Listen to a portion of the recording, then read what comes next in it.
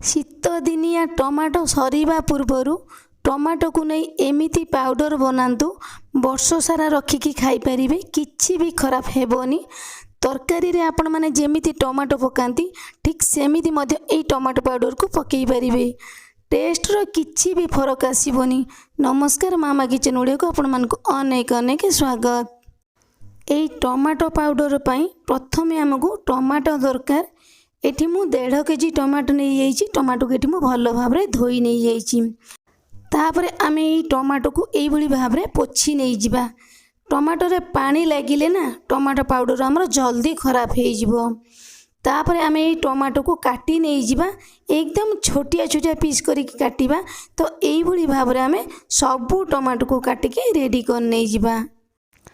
एपटे मु गोटे कड़ई बसई नहीं जाइथिली। कड़ई हमर गरम हो गलानी। कड़ई रे आमे बिल्कुल भी तेल दबानी। काटी रखिथिबा टमाटो को आमे देई दबा। तापरे आमे गैस रो फ्लेम को हाई मीडियम रखिबा।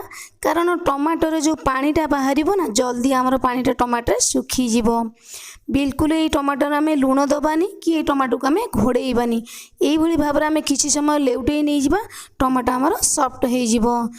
एमितिरे भी वर्तमान टमाटो रेट एकदम कम अच्छी। तो यही भाव में जदि टमाटो पाउडर आम बनई नहीं जावा ना ताले वर्ष सारा रखिकी खाई परिबा किछि भी खराब हेबनी। तो यही आमर टमाटो सॉफ्ट हो गलानी।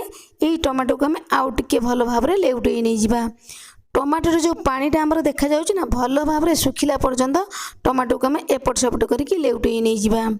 तो यही आमर टमाटोटी भल भाव में सॉफ्ट हो गलानी। आ टमाटो रे बिल्कुल भी पानी नहीं। एबे आमे देई दबा गोटे चामच विनेगर। विनेगर दे देले कोन हबो ना टमाटो पाउडर हमर बिल्कुल भी खराब हबोनी। एबे आमे एई टमाटो को आउ किछि समय लेउटेई की गोळेई नै जिबा। विनेगर सहित टमाटो हमर मिसी जिवो। तो एइठी एबे हमर टमाटोटी एकदम सॉफ्ट हो गलानी। टमाटो रा बिल्कुल भी पानी नहीं। एई टमाटो को आमे ठंडा हबा पई दबा। एमितरे भी आपण माने एई टमाटो को सुखेई की टमाटो पाउडर बनई पारिबे। किंतु हमको 3 रु 4 दिन समय लागिवो। जल्दी बनैबा पई टमाटो पाउडर एइठी आमे नै जिबा गोटे मिक्सर जार। बनै की रखिथिबा टमाटो को आमे देई दबा। तापरे आमे कोन करिबा ना एई टमाटो को आमे चिकन करके ग्राइंडिंग करके नै आसीबा। एई टमाटोटी हमर केते सुंदर देखा जाउची। टमाटो जदि आमर लाल थिबो ना ताले टमाटो पाउडर टी एकदम मार्केट रु किनि कानला भली देखा जिवो। तो एइठी गोटे थाली आमे नै जिबा। थाली रे आमे देई दबा अल्प किछि तेल। हाथ रे आमे भलो भाबरे थाली रे तेल को लगेई दबा।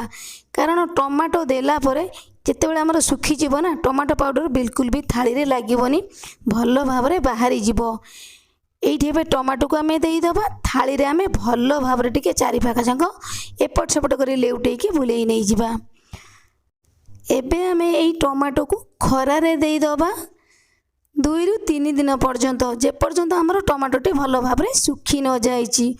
2 दिन पर एइठी आपण माने देखि पारुथुबे टमाटोटी हमर भलो भाव में सुखी जाइछि। तापरे आमे कोन करिबा ना एइठी गोटे छुरी आमे नै जिबा। एई टमाटो रे आमे चारि पाखा जन टिके भलो भाव में लगेई दबा। आमे थाली रे तेल देइथिले सेथिपई बिल्कुल भी एई टमाटो हमर थाली रे लागिवोनी। जदि आपण माने तेल बिल्कुल भी देबेनी ताल थाली रु टमाटो को बिल्कुल भी उठेई पारिबेनी। एई टमाटोटी हमर केते सुंदर देखा जाउची। जेमिति आमे भांगीबा एई टमाटोटी हमर सेमति कुडमुडिया हेकी भांगी जिवो। जदि टमाटो टिके सॉफ्ट थिबो तो आउ गोटे खरार आपण माने देई देबे टमाटोटी हमर एकदम कुडमुडिया हेकी भांगी जिवो। तो एइठी हमर टमाटोटी भलो भाव में सुखी जाइछि। एई टमाटोटी हमर कुडमुडिया हेकी भांगी जाउछि। तो एई भली भाव में आमे टमाटो को छोटिया छोटिया करके भांगी नै जिबा। एई मिक्सर जार आमे देई दबा। तापर आमे कोन करिबा ना एई टमाटो के बे आमे ग्राइंडिंग करके नै आसीबा। केते सुंदर देखा जाउछि हमर एई टमाटो पाउडरटी। एमिति भी आपण माने आकु रखी पारिबे। किंतु टिके चलेई देले ना देखिबा पई टमाटो पाउडर एकदम सुंदर देखा जिवो। टमाटो रे जो मंजीटा हमर अछि ना एमिति चलेई देला परे टमाटो रो मंजीटा हमर बाहरी जिवो। तो एइठी एबे आमे एई टमाटो को भलो भाबरे टिके चलेई नै जिवा। टमाटो पाउडरटी हमर देखिबा पई एकदम मार्केट टमाटो पाउडर भली देखा जिवो। एई टमाटो पाउडर को आमे गोटे काचो जार रे रखी दबा। खाली काच जार आपण मैंने रखिए बिल्कुल भी नुह आपण मैंने जो चाहिए यही टमाटो पाउडर को रखिपारे किंतु यही प्रोसेस रे टमाटो पाउडर को बनइले ना टमाटो पाउडर टी बिल्कुल भी खराब हेबनी गोटे वर्ष पर्यंत रमिति आपण मैंने तरकारी रे टमाटो को पकाती तो सेम प्रोसेस रे टमाटो पाउडर को आपण मैंने पकई पारे।